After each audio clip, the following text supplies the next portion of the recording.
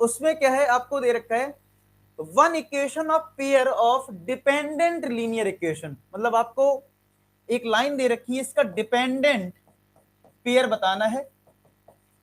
तो पहले तो आपको ये पता होना चाहिए डिपेंडेंट का मतलब यहां पे क्या है, डिपेंडेंट से ये क्या कहना चाहता है, ठीक है, समझ में आए? पहले हम ये समझते हैं इसमें ये डिपेंडेंट से क्या कहना चाहता है। जरा कमेंट सेक्शन बता दो कोई क्या कहना चाह रहा है, कमेंट सेक्शन बता दो कि भाई डिपेंडेंट का यहाँ क्या मतलब है। कोई कमेंट सेक्शन बताएगा डिपेंडेंट का मतलब क्या है। डिपेंडेंट का मतलब है कोइंसिडेंट, सही बात बोल रहे हो, कोइंसिडेंट बोल सकते हो या आप इनफाइनाइट सॉल्यूशन बोल सकते हो। तो कभी कभी लाइन फंसा के आ जाता है, ठीक है, तो आपको ये समझना है कि कोइंसिडेंट आ जाए या डिपेंडेंट आ जाए तो वो सब एक ही बात है। तो इसका मतलब आपको इनफाइनाइट सॉल्यूशन चेक करना पड़ेगा। इनफाइनाइट सॉल्यूशन किस में मिल रहा है? इनफाइनाइट सॉल्यूशन मतलब अगर ये मेरी लाइन है, अगर ये मेरी लाइन है तो आप देख लो किस में a1 अपॉन a2 बराबर b1 अपॉन b2 बराबर c1 अपॉन c2 मिल रहा है, ठीक है। तो आप चेक कर लो, इसमें सारे ऑप्शन रखे हुए हैं ए बी सी डी, सारे में चेक कर लो। लेकिन कर सकते हो आप चेक, भाई अगर मैं फॉर एग्जाम्पल देखो, अगर मैं इसको भी इधर ले आऊं, ठीक है, अगर मैं 2 को भी इधर ले आऊं एलएचएस में, तो कुछ मेरा ऐसा आ जाएगा। तो देखो दो जगह माइनस है और एक जगह प्लस है, तो ये वाला ऑप्शन तो कभी नहीं हो सकता है, समझ रहे बात को, ये तीनों प्लस वाला कभी नहीं हो सकता है, ठीक है। यहां पे भी दो प्लस है, माइनस है, एक प्लस है, और यहां पे एक माइनस है, दो प्लस है, ये कभी नहीं हो सकता है, क्योंकि यहां पे देखो पॉसिबिलिटी वही होगी जिसमें दो पॉजिटिव हो या दो नेगेटिव हो, क्योंकि अगर मैं माइनस से मान लो मल्टीप्लाई कर दूं इसमें, तो एक नेगेटिव हो और दो पॉजिटिव हो, समझ रहे हो, या तो दो नेगेटिव या दो पॉजिटिव, ऐसा वाला ऑप्शन हो सकता है, तो ये तो ऑप्शन रिजेक्ट हो जाएंगे। बी और डी में कोई एक हो सकता है। तो अगर मैं इसकी बात करूं तो यहां पे देखो दोनों एक्स वाई नेगेटिव है, और यहां पे एक्स और वाई में क्या है, साइन अलग अलग है, एक नेगेटिव एक पॉजिटिव, तो भैया ये भी नहीं होगा। तो साफ बात दिख रही है, डी पार्ट है, यस और नो? क्या हमने ऑब्जर्वेशन से इसका आंसर कर दिया?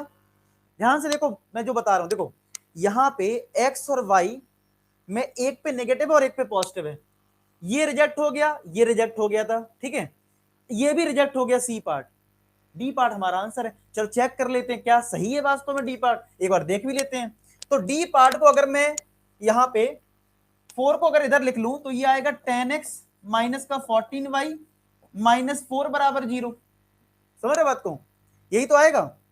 अब यहां पे अच्छा डी पार्ट में भी कहीं माइनस प्लस की यहां पे गलती है, अभी पता लग जाएगा, क्योंकि यहां पे क्या होगा, जो यहां पे देखो प्रॉब्लम क्या आ रही है, देखो डिवाइड करोगे ना तो माइनस का 5/10, यहां पे आएगा 7 अपॉन माइनस 14, यहां पे -2 अपॉन माइनस का 4। तो यहां पे भी साइन की गलती इसमें है, लेकिन फिर भी मैं आपको एक ऐसा तरीका बता देता हूं जिससे आपका करेक्ट आंसर आएगा। वो माइनस मिसप्रिंट हो गया होगा, मैं आपको एक तरीका बता देता हूं।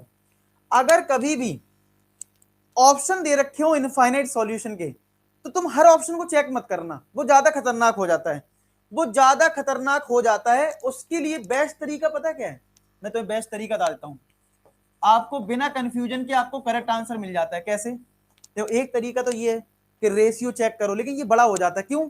क्योंकि आपको ऑप्शन ए भी देखना पड़ेगा, फिर ऑप्शन बी भी देखना पड़ेगा, ऑप्शन सी भी, ऑप्शन डी भी, समझ रहे हो, सारे ऑप्शन देखने पड़ेंगे।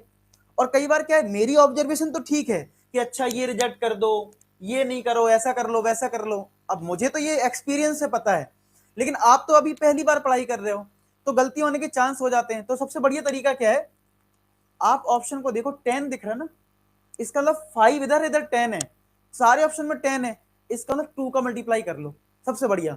तो अगर इस इक्वेशन में मैं 2 से मल्टीप्लाई कर दूं तो ये आ जाएगा माइनस का 10x प्लस का 14y बराबर 4, या ये ऑप्शन हो सकता है, या फिर हमारा ऑप्शन ये हो सकता है, अगर मैं माइनस से मल्टीप्लाई करूं तो 10x माइनस का 14y बराबर माइनस का 4, अगर मैं माइनस का मल्टीप्लाई करूं तो मेरा ये ऑप्शन हो सकता है या फिर ये ऑप्शन हो सकता है। देखो यहां सारे पॉजिटिव है, रिजेक्ट कर दो, माइनस का 10x प्लस का 4y 14y, तो यहां पे -4 होना चाहिए था, क्या होना चाहिए था, -4 होना चाहिए था, तो ये सी पार्ट हमारा हो जाता। अगर मैं इस वाले ऑप्शन की बात करूं तो 10x माइनस 14y बराबर ये -4 होना चाहिए था, तो ये पार्ट भी हमारा हो सकता था। तो यहाँ पे सी और डी में, ठीक है, आपका ऑप्शन थोड़ा सा चेंज करना पड़ेगा, यहाँ पे -4 कर दिया जाए तो हमारा डी ऑप्शन बन जाएगा। क्या बन जाएगा? D option. समझ में आ गई बात? यानी करेक्ट जो ऑप्शन होगा वो इसका आ सकता है, या तो ये आ सकता है tan x माइनस का 14y प्लस का 4 बराबर 0। समझ रहे हो? ये ऑप्शन आपका करेक्ट बन सकता है, लेकिन ये ऑप्शन में यहाँ पे साइन का गड़बड़ है। ठीक है, समझ में आ गई बात? क्लियर हो गया? तो फिलहाल मैं आपको क्या कर रहा हूं, जब मैं इसकी पीडीएफ शेयर करूंगा ना, तो मैं आपको बता देता हूं मैं पीडीएफ में क्या चेंज करने वाला हूं।